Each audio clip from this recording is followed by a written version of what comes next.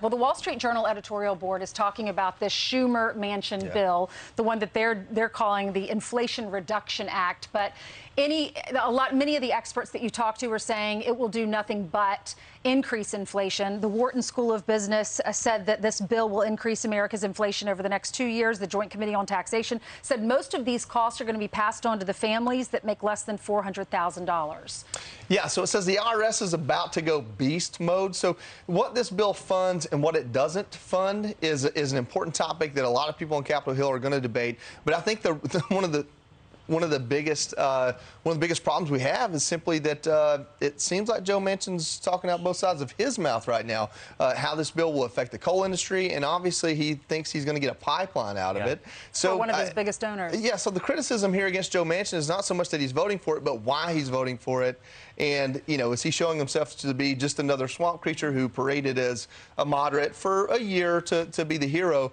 We do have a quote here, I think. They're saying the IRS is getting tens of billions of dollars, which means we could expect more audits. And that's what the Wall Street Journal is talking about. You mentioned beast mode. That's what the Wall Street Journal is calling this new bill. And they say the following inside the pages of the Wall Street Journal. Progressives want Joe Biden to unleash what they call beast mode executive power. And the Schumer-Manchin tax bill supplies the cash to turn the Internal Revenue Service into Wolverine. Now, that is quite an analogy. Wolverine, I think they're referring to the Marvel superhero here. But the cost of this, as you point out, is about to land on the middle class, is the contention of the Wall Street Journal, as the IRS increases audits.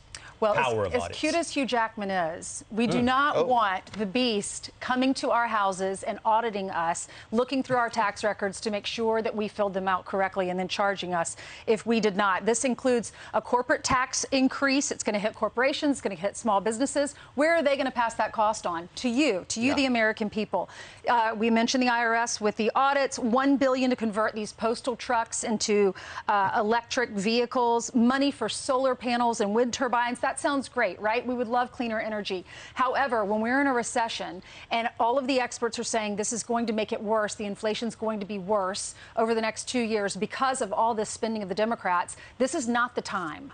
But are we really in a recession? Or I guess the question is, what is a recession? They're trying to change the definition. You know, I think if you spend a whole lot of money that you don't have, negative things happen. Call it what you want. But I guess it is, I believe it is a recession. It's 2 quarters of negative growth. But I guess there are a lot of little things you could lay out and say, well, but. And I think we have a whole montage here of folks saying, well, but. What a recession really means is a broad-based contraction in the economy.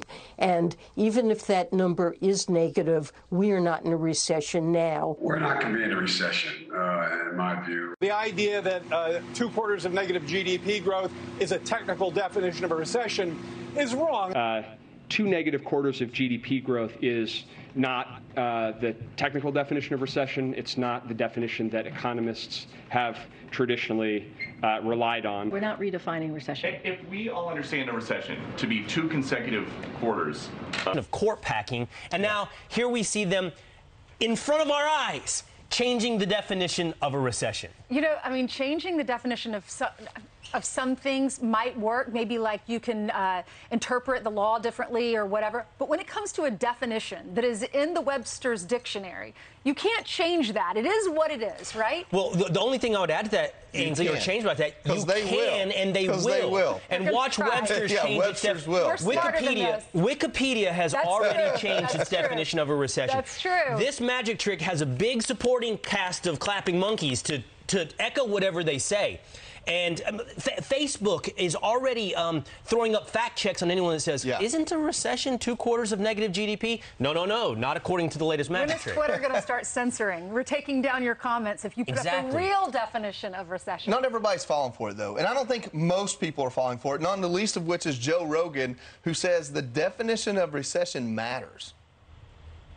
People would think that it's trivial because they are talking about this economic downturn, but it's not trivial because we've always used that term recession. And we've always used that term to define whether or not the economic policies that are currently in place and whether or not the management and the government has done a good job of making sure that the economy stays in a good place. They definitely haven't done that. So in order to escape that, that sort of distinction, They're literally changing the definition, which is terrible, and it should be pushed back against in a big way. It should be something that people get angry about. Like, hey, you're with definitions in order to pretend that you're doing a good job. Yeah, bottom line is people don't care.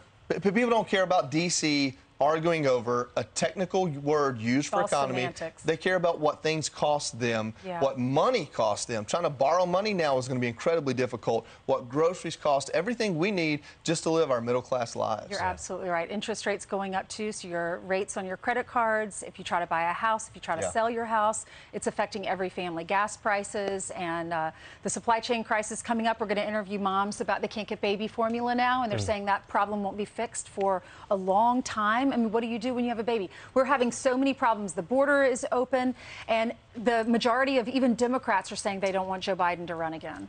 So they can come up with all these different definitions, but we're smart. We're smart Americans, and we know how it's affecting us personally as families. Well, we've defined recession as government spend a little bit less and let our money work for us better. How about that?